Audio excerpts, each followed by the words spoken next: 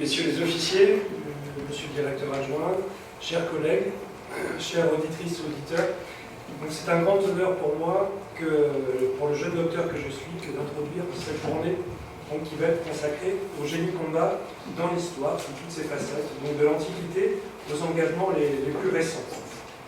Alors ce colloque, comme il a été dit, va regrouper un panel prestigieux de chercheurs, professeurs, docteurs, doctorants et de militaires qui appartiennent souvent aux deux catégories, et ça c'est important pour la vitalité de la recherche.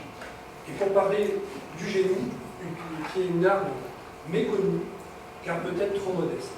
Alors j'espère que cette journée va permettre, pour certains, de découvrir un petit peu la fonction et les réalisations du génie combat à travers l'histoire.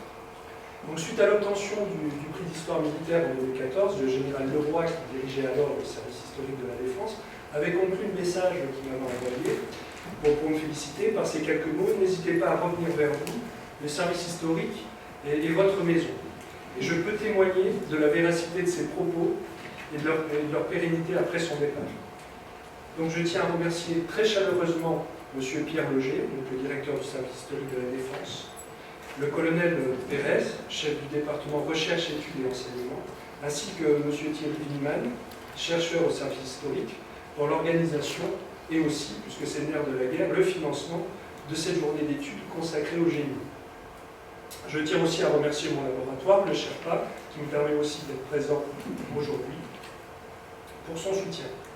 Et puis ma gratitude va aussi, et je tiens à exprimer à nouveau, vers mon directeur de thèse, donc le lieutenant-colonel Rémi Porte, qui le premier a cru en mes travaux et dont l'enseignement me permet aujourd'hui de me tenir devant vous pour introduire cette journée.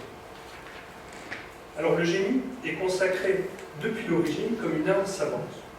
Dès l'Antiquité, les soldats de l'armée romaine étaient bien des bâtisseurs autant que des guerriers. Ces deux caractères étaient alors indissociables. Donc M. Xavier Lapré, professeur agrégé et docteur en histoire, va nous présenter le rôle significatif du génie dans cette armée qui a su constituer un vaste empire tout autour de la Méditerranée. En France, plus tard, les savoir-faire des ingénieurs du roi acquirent une grande renommée qui rayonnait donc au-delà des frontières du royaume. Du maréchal de Vauban au général du Portail, père du corps des ingénieurs américains, nombreux furent les sapeurs français à se distinguer et à laisser en héritage des réalisations bien au-delà des aspects purement militaires. Suite à la Révolution en 1789, le rôle joué par exemple par Lazare Carnot, officier du génie dans l'organisation de la levée en masse et les combats de l'armée française, place encore une fois cette arme au premier plan. Donc le professeur Hervé Trévillon de l'Université de Paris 1, directeur de l'Institut des études sur la guerre et la paix, un des pères de l'avènement de la nouvelle histoire-bataille au sein de l'historiographie française, va nous parler du génie et de la révolution du mouvement entre 1794 et 1795. Donc de la polyurcétique à la mobilité et à la contre-mobilité des troupes ou à l'aménagement des territoires en cours de pacification, le génie développe des moyens et des pratiques qui le rendent indispensable, autant pour préparer les batailles que pour stabiliser les conquêtes. L'histoire coloniale de la France révèle sa nature militaire et politique, et les conflits du XXe siècle soulignent son rôle d'expérimentateur au service de l'armée française. Alors, on peut penser par exemple à l'utilisation des ballons captifs, de la transmission, ou même les premiers tests de l'aviation. Au début de la Première Guerre mondiale, le volume de sapeurs nécessaire à la conduite des combats est très insuffisant. Rapidement, leurs tâches sont immenses. Construire, conserver et aménager les fronts, bâtir les abris et les cantonnements, faciliter le transport, réaliser le pontage et les ponts, assurer la gestion des flux d'informations, d'hommes, de matériel, préparer et participer aux offensives, et enfin contribuer à la guerre des murs. Les armes nouvelles comme le lance-flammes ou les gaz de combat sont aussi expérimentées puis mises en œuvre par des sapeurs. Donc le général de Frotin, auteur d'une thèse sur le génie de la bataille de Verdun, soutenue le 4 décembre 2014 au Centre mondial de la paix à Verdun, nous présentera la contribution de cette arme à cette bataille majeure de l'année 1916. Plus tard, la Seconde Guerre mondiale marque le tournant de la modernisation de l'arme du génie en France. À partir de 1943, les héritiers de Vauban se mécanisent grâce aux apports des Américains et des Britanniques et participent victorieusement à la libération de l'Europe. Ces échanges de savoir-faire ne sont d'ailleurs pas nouveaux entre les génies des différentes nations. De la guerre d'indépendance américaine jusqu'au second conflit mondial, les transferts de savoir-faire, de compétences et de matériel furent une constante entre ces deux nations. À ce titre, j'ajouterai qu'il y a véritablement une histoire partagée qui serait à explorer et à écrire. À partir de 1945, le génie mécanisé va connaître l'épreuve de la guerre révolutionnaire en Indochine, puis en Algérie. Donc le commandant Yvan Cadeau, qui a réalisé une thèse sur l'action du génie pendant la guerre d'Indochine, une action entravée par le manque de moyens et de méconnaissance de l'arme, donc soutenue en octobre 2010 et publiée en 2013 aux éditions du service historique de la Défense, va nous parler de cet exemple d'adaptation, donc d'un corps de génie mécanisé à un génie apte à affronter une guerre de type nouvelle, qu'il juge réussi. Le commandant Romain Choron, qui est doctorant en histoire, travaillant sur la guerre souterraine en contre-insurrection, développera, lui, un autre exemple de l'utilisation du génie dans le cadre de la lutte contre-subversive en Algérie, à travers l'exemple des sections de neutralisation de grottes du génie qui ont été utilisées sur le terrain entre 1959 et 1962. Alors l'histoire du génie en Algérie est aussi un autre manque à combler dans l'historiographie de cette arme, et j'espère que l'intervention du commandant suscitera aussi, pourquoi pas, des vocations dans l'audience. La guerre face à l'Est, durant la guerre froide, puis les opérations extérieures contemporaines, de la guerre du Golfe à l'Afghanistan, confirment l'importance de l'arme du génie.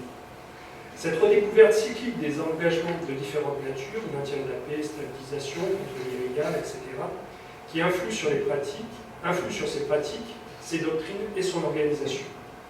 Donc nous aurons le plaisir d'écouter cet après-midi le témoignage du général Jacques Manet, ancien chef de corps du 6e règle, devenu premier règle depuis juillet 1999, qui nous parlera de la surprise stratégique que fut la guerre du Golfe pour l'arme du génie et de l'effort d'adaptation rapide qu'il fallut réaliser sur le terrain pour redécouvrir l'offensive face à une armée de type soviétique sur un terrain désertique. Donc une adaptation qui n'est pas allée sans poser de nombreux problèmes.